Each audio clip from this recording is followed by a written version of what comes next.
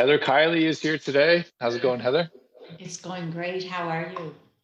I'm pretty good. I'm pretty good. We're just coming off some big news here in PEI. We're a little bit of a quarantine. How you I feeling? How know. things going? Oh, I know. I have to admit, Maddie, I was a little bummed out last night. I was at my parents' for supper and we got the news. The way I heard about it first, I saw on Facebook that my gym was closing down.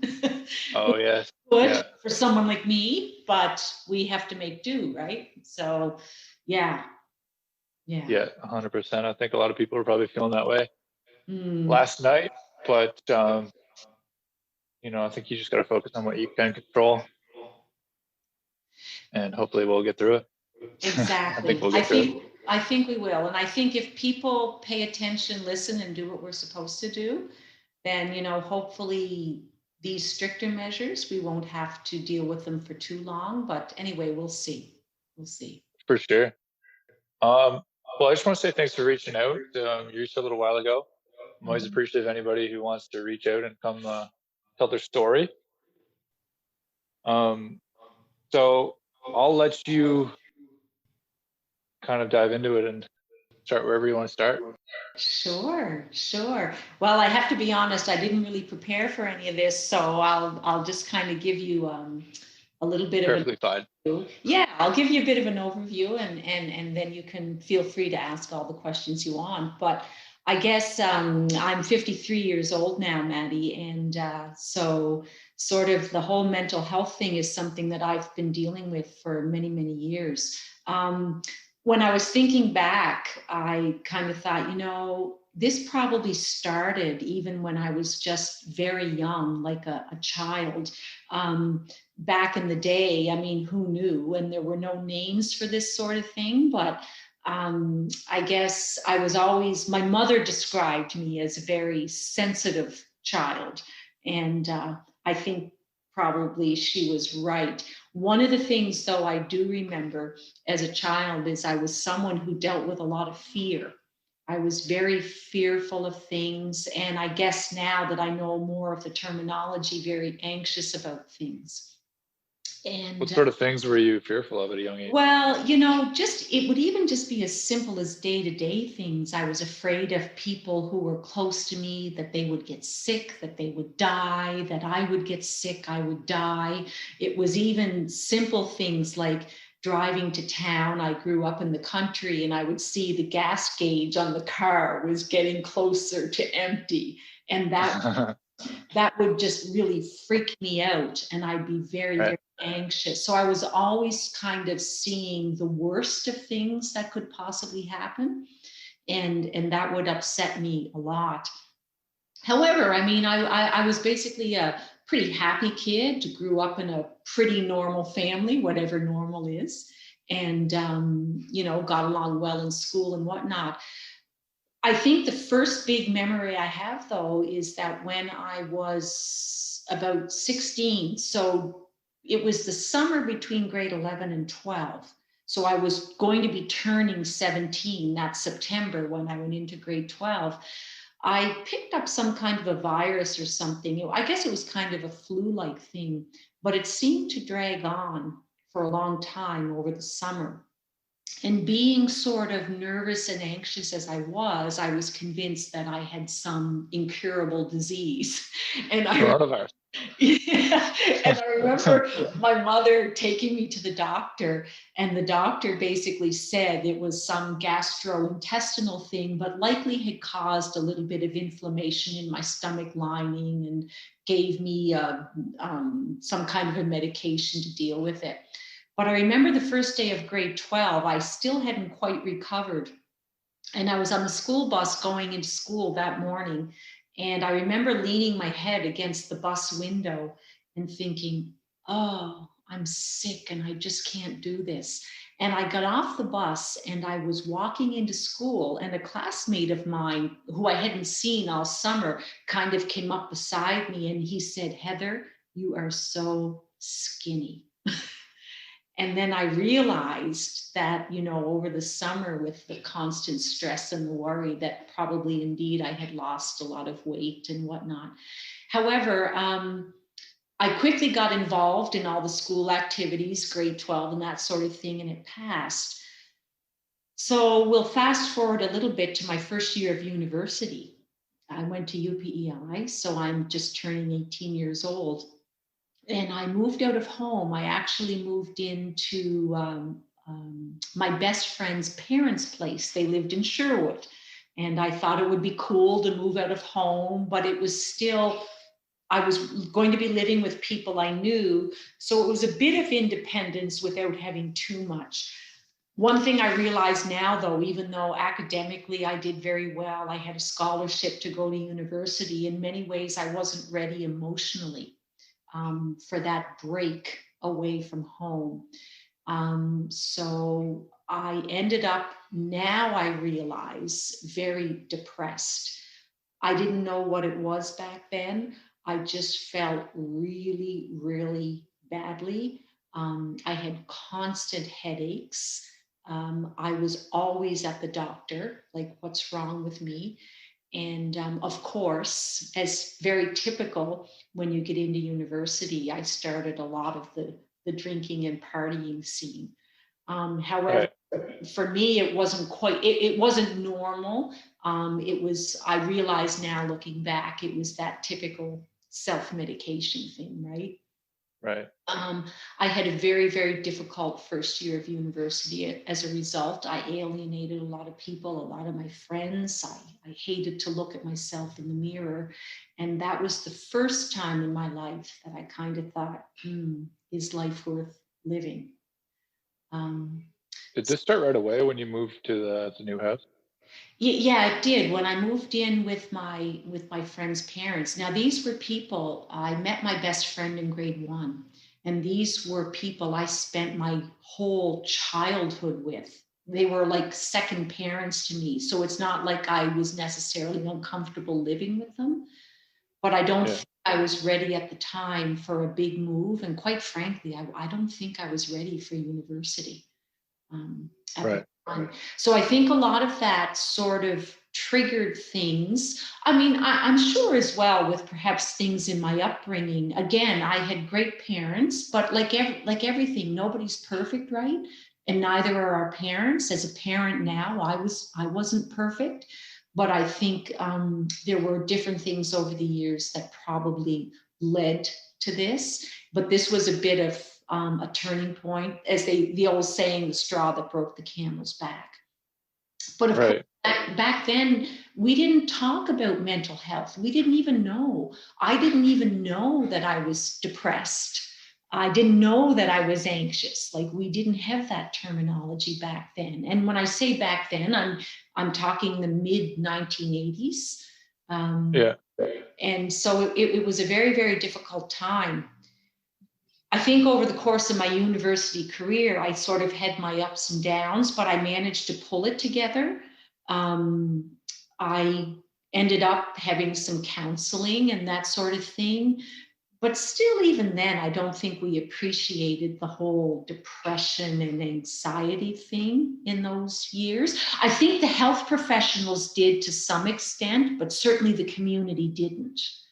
Um, Just out of curiosity, what would be the reaction, do you think, back then if you said like I'm depressed or I'm feeling down a lot, or even like you said like I feel like life's not worth living sometimes? I think, Maddie, that back in those days, you sort of would have been almost pushed aside. We were at that point still where you were pushed aside because, even in my own family, as supportive as they were, once they knew the extent of what was going on, I kind of became known as Heather, um, the fragile one, the one with the issues. Um, Yeah. she's bright, she's intelligent, but she's got problems. So I always felt that my family felt that perhaps because I had these issues and almost like a disability in some way, that I wouldn't amount to as much as I was perhaps capable of. Um, Right. Whereas I think today, I think we still have a long way to go. But I do think that today people are quicker to realize what's going on, and that necessarily it's not a reflection on who you are as a person. Um, but I yeah, would agree with that. it was still very difficult. Um, I think the next big flare up I had, I got married as just a few months after I graduated from university. I got married for the first time. And after the marriage, I fell into a pretty significant depression. Now, funnily enough, it's kind of common, I guess, when people do get married with all the buildup, particularly back in those days, to a wedding and that sort of thing. There's a little bit of a letdown after the fact when it's all over. But for me, literally, I fell into a depression. And I remember my husband, my first husband at the time, kind of, he noticed that something was wrong, and he knew that I had had some issues as well. But I remember, I think that he even spoke to my parents at the time that he was a little concerned with the way I was feeling. But again, as these things I think are a bit cyclical, I rallied around again. And then after we had our children, so I had my first child, my son, Max, when I was 25. My daughter Hannah followed. I was about 28, and I had like basically a real breakdown at that point. So, and that's when the anxiety started. Up until that point, I guess there had been some anxiety, but at that point, literally, I was taking serious panic attacks. I remember the first one I ever had. I was working at St. John Ambulance at the time. I was the office manager. And I remember I was sitting at my desk one morning and I looked down and my hands and my arms had all broken out in red blotches. And so the first thing, sorry, go ahead. I just said, wow. Yeah, wow, I know. And the first thing I thought was that I had taken some kind of a reaction to something. So I went over across the hallway to the woman who worked with me in the office, who also happened to be a first aid trainer, but she worked in the office with me. And I said to her, I said, look at me. And then all of a sudden I couldn't breathe. And I remember saying to her, because her name was Lana, and I said, Lana, I can't breathe. And I remember I kind of collapsed in the chair. And because of her training, she immediately called the ambulance. And that was my first real experience with a panic attack. So I ended up in the hospital by ambulance. By the time they got me to the hospital, I could hardly breathe. And because I had been hyperventilating so much, my body was paralyzed and I couldn't talk. So Really? I remember the doctor in the ER looking at me, and I remember him saying, Heather, like, did you take some kind of a drug?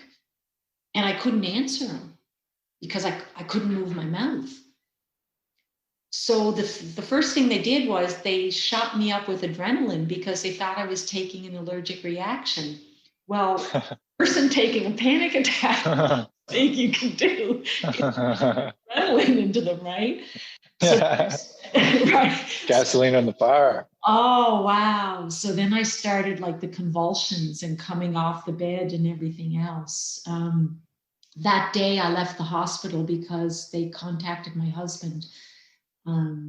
He took me home, and that was the beginning of years of misery. Because I think one of the things happens when you take your first panic attack, it's such a horrendous experience that then you fear the next one. And then it becomes a self-fulfilling prophecy, right? Yeah.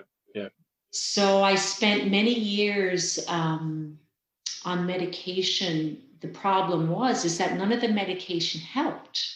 So my doctor, I mean, bless his heart, he was my doctor since I was 19.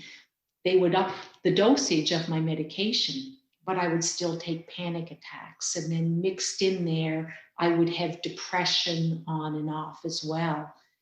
Could I back you up for 1 second? Yes. About the depression. So during, we'll get back into the anxiety for sure, but yes. During university and after the marriage, like, could you describe like sort of the feelings that you would feel with like the depression, and then how you would get out of it, and then like how it would come back again, and that sort of thing? Yeah, it's kind of funny. The depression would just kind of hit. Like I would literally just wake up one morning and I would just feel like life was ending. You know, sort of the cliche dark cloud hanging over my head, like, is this worth it? Why do I even want to be alive? Thankfully, I think as much as possible, my husband and family tried to support me. And then what would happen eventually is over time, I think it would almost, in a sense, run its course in a way. But one thing with depression, if it's not treated, then of course, if you get it again and then again, like you can get into this real downward spiral. And I think that's what kept happening with me, right? Um, I'm not even sure at that time, Maddie, if there was anything I did to get out of it. I think it almost, because I didn't realize at the time. And I think it just almost ran its course in a way. And then I would start to come out of it. But you could be guaranteed it would always hit again. And I think what would happen is I almost wouldn't have one without the other. So if the depression would hit, then the anxiety would follow. Or on the other side, if anxiety hit, then the depression would follow. It was, so the two of them would eventually be going on at the same time. And that went on for a number of years. I was a teacher. I was taken away. I remember one time I was teaching at Charlottetown Rural at the time. And one day at a staff meeting, I could feel a panic attack coming on, and I got up and left the meeting. Well, eventually I ended up being taken out of the school by ambulance over to the hospital again with another serious panic attack.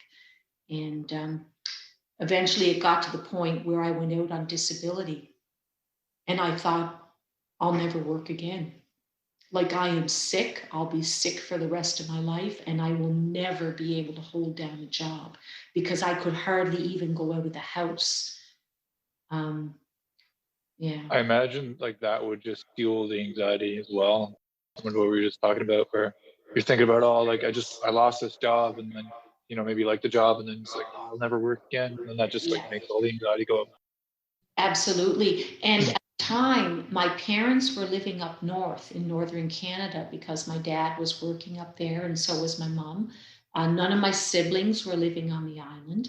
I did have some support from my husband's family, my husband at the time, but nobody really understood it.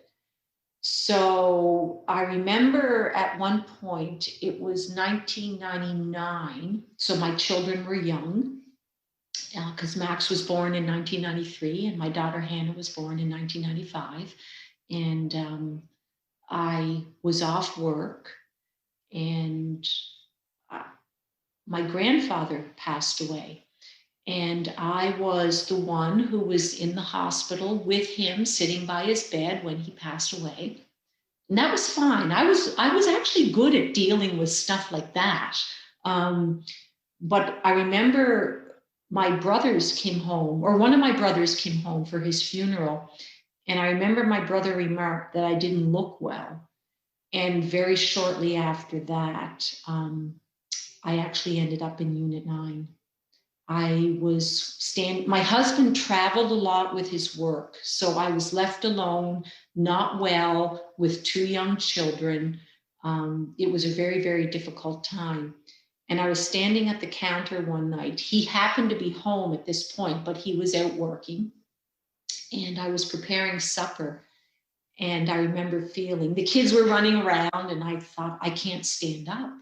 So I went into the bedroom and I kind of crashed on the bed. And then a little while later, he came home and he came in. And I'll never forget the look on his face, because he just thought, I could tell, like, here we go again. And I said to him, you've got to take me to the hospital. So I remember we packed up the kids, we dropped them off at his sister's place, drove to the hospital. He dropped me off at emergency because I said to him, just let me go in, I'll get in touch with you later. So he left because we had two kids to deal with. And I went into the emerge. I remember going through triage, and I remember sitting down in a chair, and then I don't remember anything. It's like I blacked out. And the next thing I remember is I was lying in a bed in Emerge, and there was a doctor looking down at me, and he said, Heather, he said, do you think you would hurt yourself? And the only thing I can remember, I remember a tear going down the side of my face, and I couldn't even talk. I remember just nodding my head yes. And I was 3 weeks in Unit 9. Wow. Yeah. Can you recall like what you felt or what that feeling was like just before going to the hospital? Like, was it something that you never felt before? It was. I don't think I had ever reached a lower point in my life at that point. I just remembered, I think that was the first time, even with the issues up until that point, with depression and with anxiety, that was probably the first time that I thought, this isn't worth it anymore. Like, life is not worth living. For people who have never experienced that, that's very hard to understand, because today, I mean, basically I'm healthy. I still deal with some issues from time to time, but I don't think what people understand who haven't dealt with something like this is how someone can feel like that, and how you can feel that perhaps not being here is easier than being here, because that's how I felt. I truly believe that the only thing that kept me alive and going was the fact that I had 2 young children.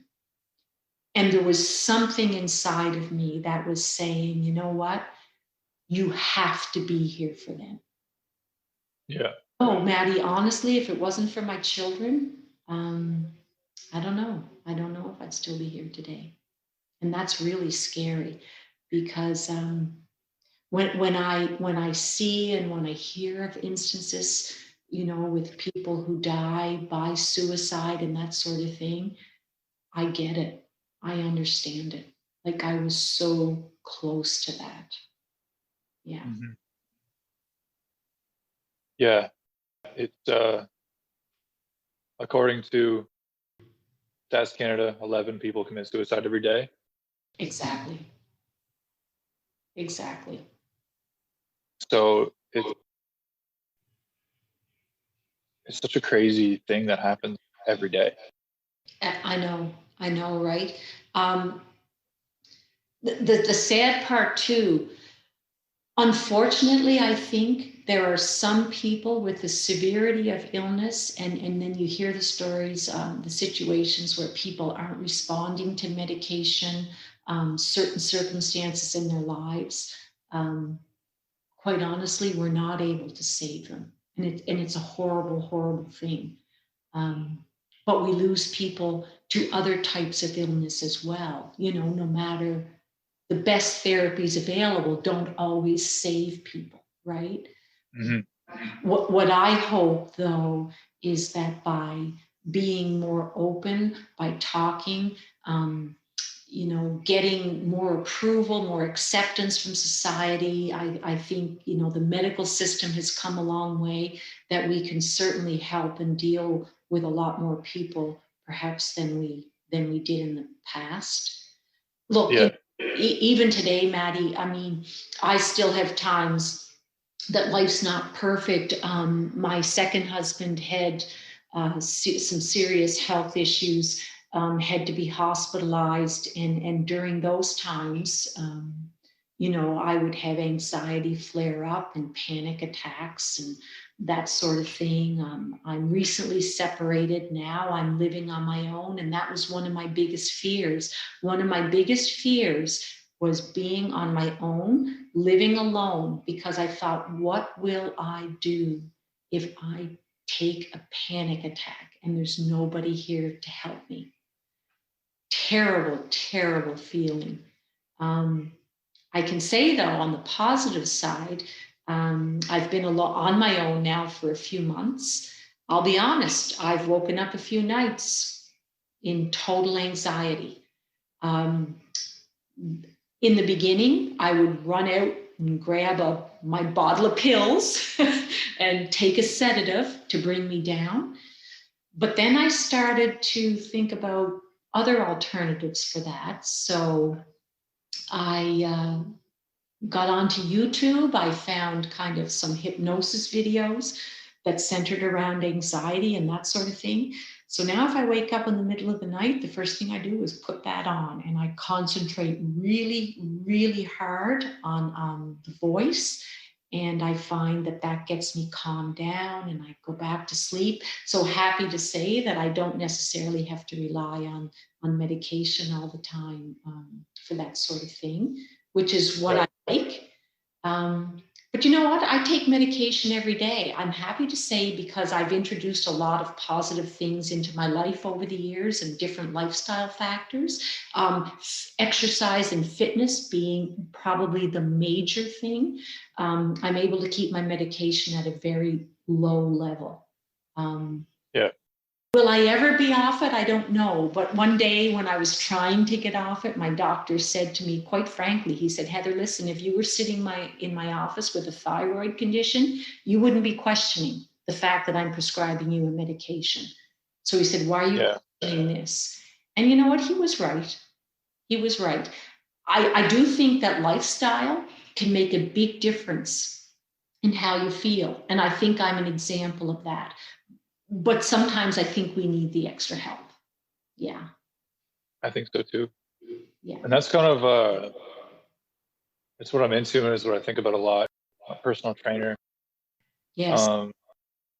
And I'm constantly thinking about mental health and what is needed. I think, like, how much of it is the environment? Like, how much of it is environmental? Like, is it technology? Is it our lack of connectedness to each other? Is it our lack of movement because we're always on technology? Yeah. And what are some of those gaps that we can start to fill? And then how can we be open and honest about it? Like for you, I always try to ask the question where you were saying, like, at first, when you were younger, how it kind of set on. I always try to ask that question because I think if a young person is watching, they might see it and be like, oh, I feel like that too, right? Because when you're young, you don't really know much. You're just like, oh, I feel weird today or whatever. But exactly, if we can start to identify these things at a young age and then find out the environmental factors, these give them the best chance, the help that they need. They need it. Exactly. I think, Maddie, too, one of the things that I realize now, there's no doubt that mental health issues run in my family. I mean,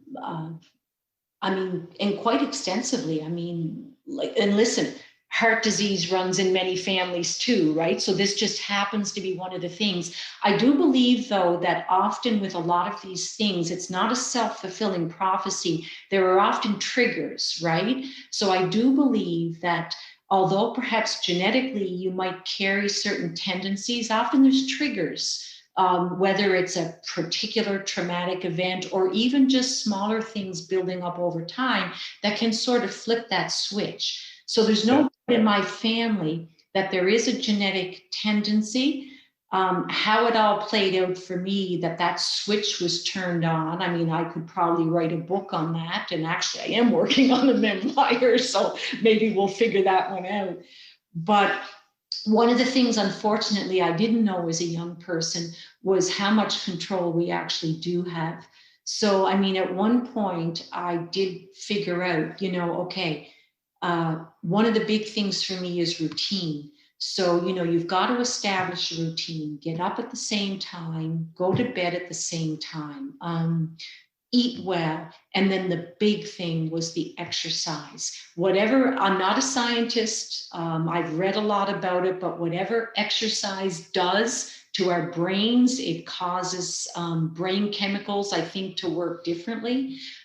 It burns off stress and that sort of thing, no doubt about it. If I'm not exercising, it doesn't take long before I start not to feel as well. So those are non-negotiables in my life. I have to do certain things. And that's the first thing that I would tell people is look at your lifestyle, look at what you're doing. I think the other thing, though, it's very important, is to get the help when you need it. So, I mean, you've got to see your doctor. You may need counseling, you may need medication, but I'm also proof that a whole lot of medication doesn't necessarily work if you aren't considering all of the other factors. So I think it's a bit of a multifaceted approach to something like this, because the way I look at this is it's a chronic illness. You can function very well. You can live a very, basically happy and healthy life. But deep inside me, I always know this is something that's always lurking in the background. And if I'm not cognizant of that, and if I don't live my life accordingly, I can get in trouble. Like this can flare up again. And it Yeah. has for me recently. But you just keep at it and you just keep going. And I think there's a lot that's within our control. And that's what we have to remember. Yeah. Yeah. 100%. Um, One of my guests I had on, his name is JD Gilmore, and he calls it life coaching, but basically he gets referrals from like psychologists or counselors, and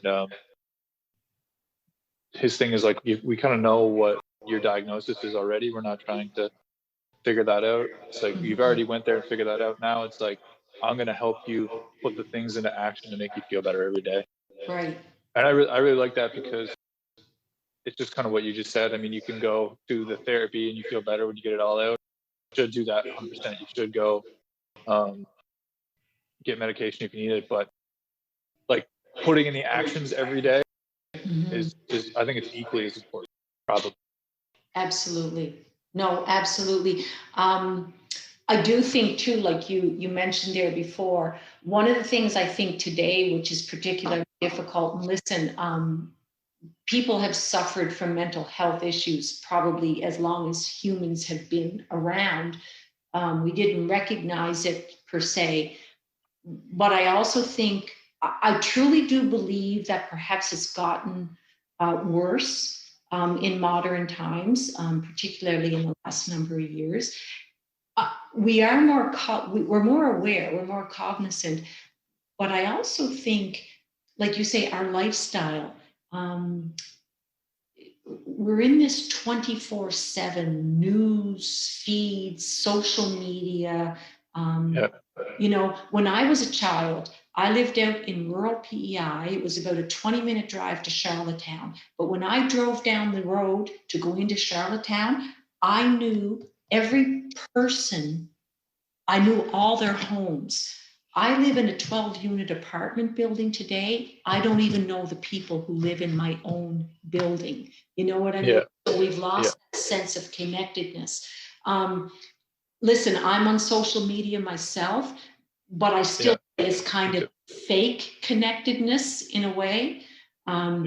We are more sedentary. I mean, with technology, more of us are sitting on our backsides every day, with our jobs. We're not out there doing the physical and manual labor, which burns a lot of stuff off.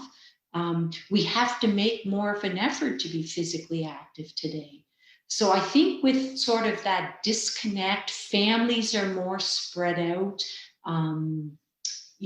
Just being bombarded with information and negative news on all fronts. We just have not, like human beings, we're kind of almost still in the caveman days in a sense, our bodies, but yet everything is evolving so quickly. It's almost like we haven't caught up, and we're not going to catch up right away. So it's like it's too much for us. And there's no doubt that that's affected our mental health. I firmly believe that. Yeah. Well, you can't undo 2 million years of evolutionary biology and psychology in 10 years or 12 years since the iPhone came out, right? Well, exactly. And when I stop and think that even on a daily basis, with the position I have at work, the constant bombardment with emails and the information.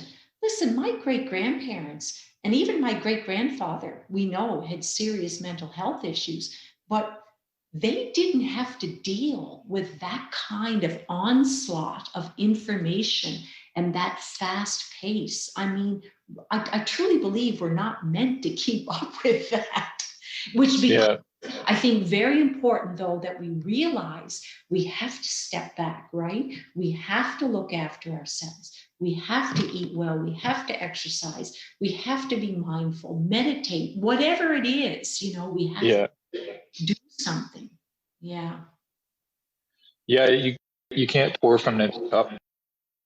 Yeah. I mean, we have to adapt to the times. I mean, we can't go back.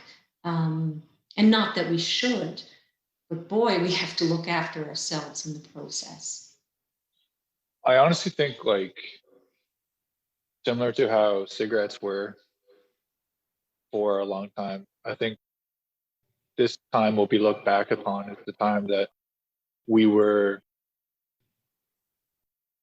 completely engaged in social media constantly, or technology. I mean, I think we'll always be engaged in technology, but I think the social media, I think you hit it on the head there with like the negative news constantly. I think it'll be looked upon as like the time where we were like poisoning ourselves, but we didn't even know it. You know what? Brilliant. You're right.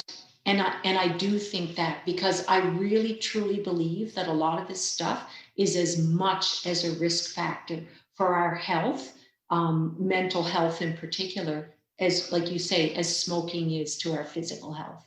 And now we Yeah. know with the smoking, and perhaps we just haven't quite realized. But I mean, I'm interested in this kind of thing. I read things, the experts are sounding the alarms. We just Yeah. have to catch up as a society and realize. I think it's a big topic of conversation now. I think people are starting to say, but no one's really taking action, right? Like, I think it'll be like, Yeah, it'll probably take a while before it's mainstream. Like, there'll be more and more apps that like encourage you to get off the phone for a while and stuff. yeah, yeah. Well, even 2 or 3 years ago, for the first time in my professional career, I actually was off work for a few weeks because of burnout.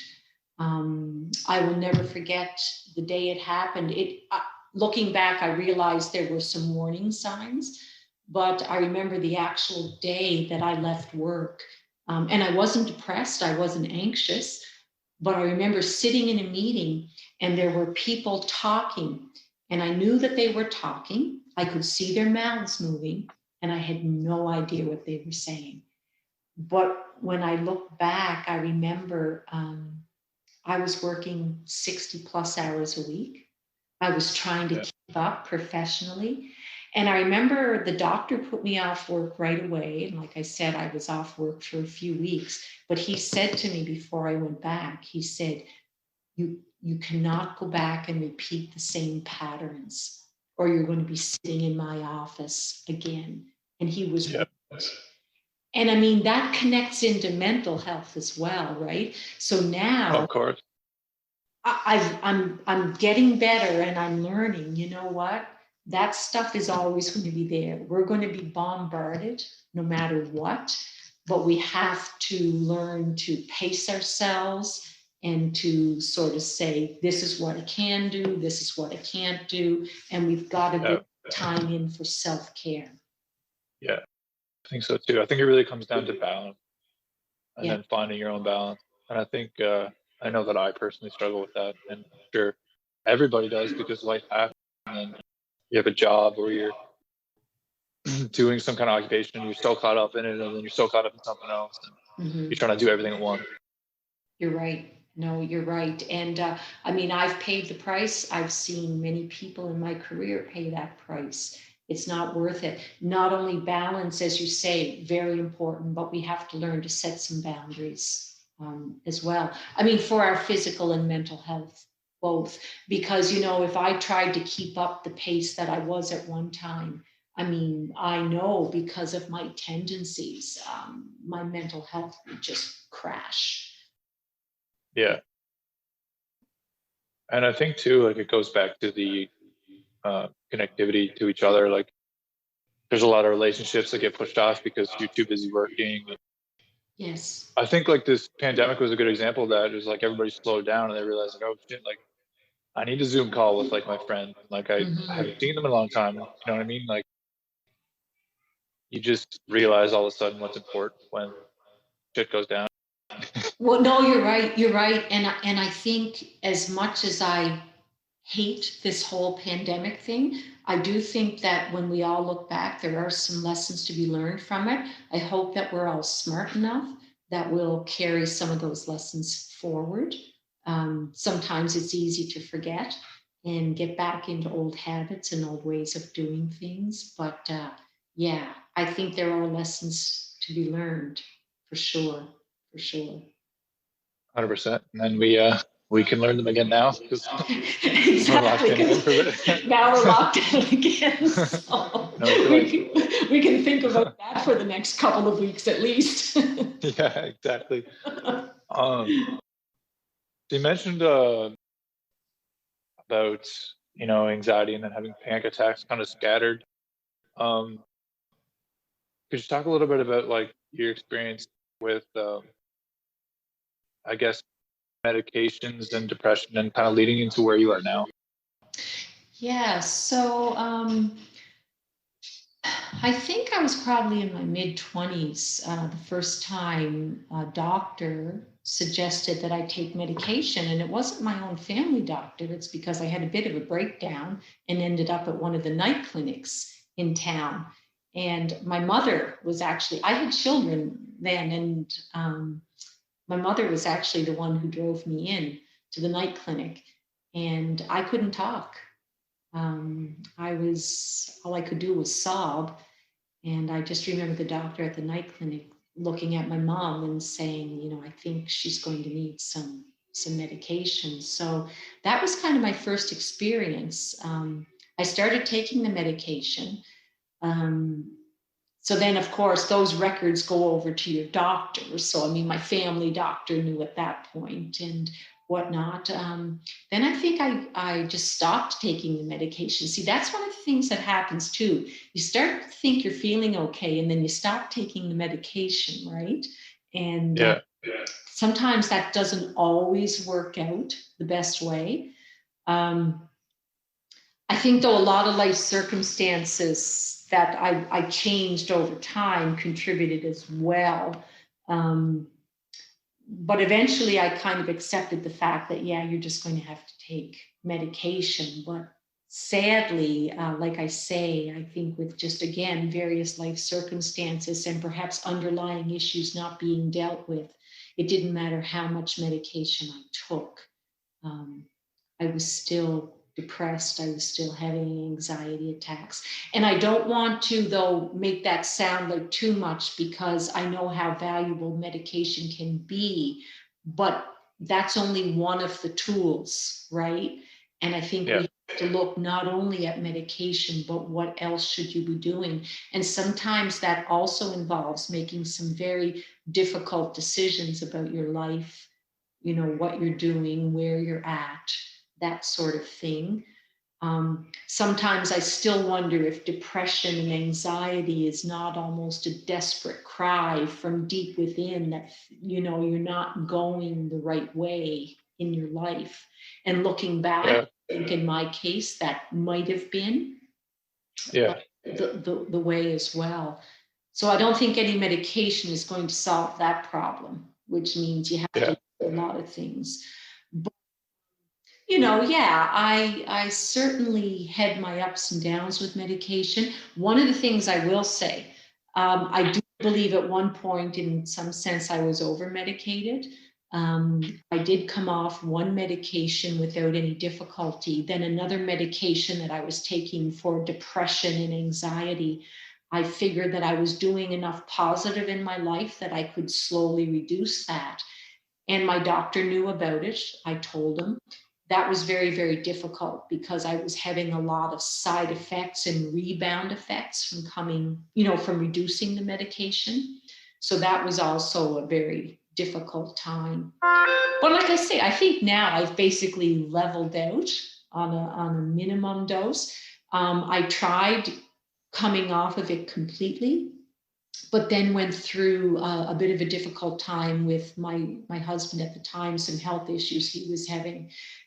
And I think at that time, probably the medication would have helped. So I ended up going back on it more regularly again and tell you the truth, I'm okay with where I am now. I take it, not much, but I take it. And I don't really have any desire at this point to really try to stop it, because I think between that and everything else I'm doing, everything's working okay. So would you say that like finding the right low dose and then accompanied with the right lifestyle changes was really the turning point for you? Absolutely, 100%. You know, it took me, I think, many, many years to get where I got. Like, don't forget, like I say, my first real incident, I think, was at 16 years of age, and now I'm 53. I would Yeah, describe my mid 20s to my mid 30s as hell on earth. And yeah, basically, with some ups and downs, things got better since that time. So, I mean, it wasn't an overnight thing, but yeah, you're right. I think I finally found the balance. I did. And that's why one of the things I always want to get across to people, when you start dealing with the human mind, the human brain, the spirit, the soul, and everything else, there's no overnight solutions, right? no, yeah, This is a journey. Um, it takes time. As bad as things can seem, I do believe for the most part there is always hope. If you can just stick in there and do what needs to be done, eventually, I think we can all reach where we need to be. And it's different for everybody because we're not all the same, right? right. Yeah. Yeah, I imagine definitely just all those years of experience of going through, like basically getting to know yourself Yeah. and what you need to do to feel good and okay.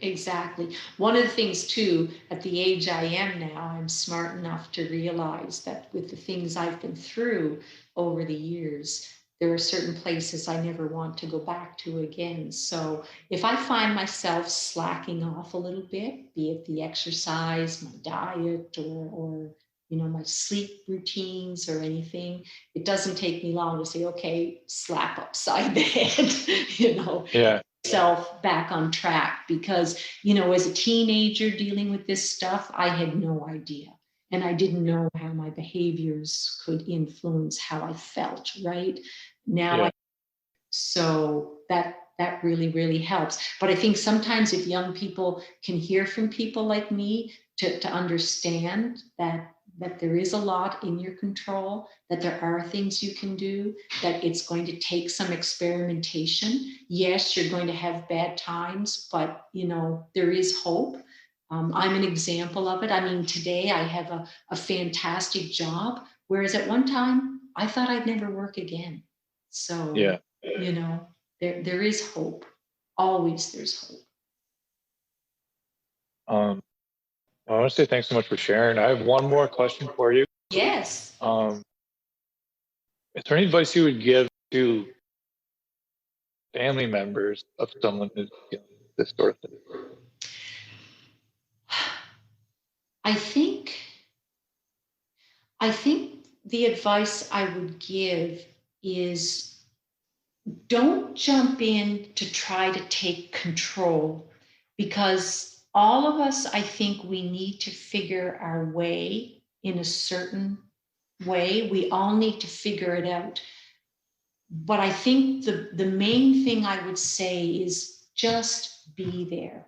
Please just be there. Like, one of the things when I'd be crippled with a panic attack or an anxiety attack, I just wanted someone there, but I didn't want them to talk to me, because that just made Yeah, me more anxious. I just wanted them there. So don't be afraid to ask the question, what can I do for you? What can I do to help you? And listen to what they have to say.